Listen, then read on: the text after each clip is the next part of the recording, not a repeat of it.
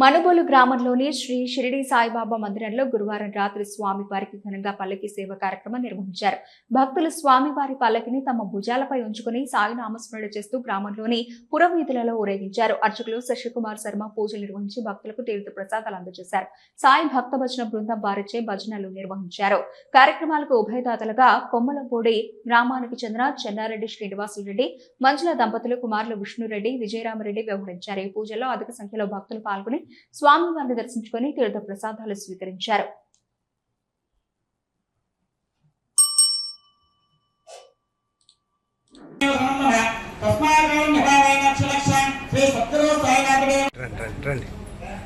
Light ఎందుకు ఆపారు?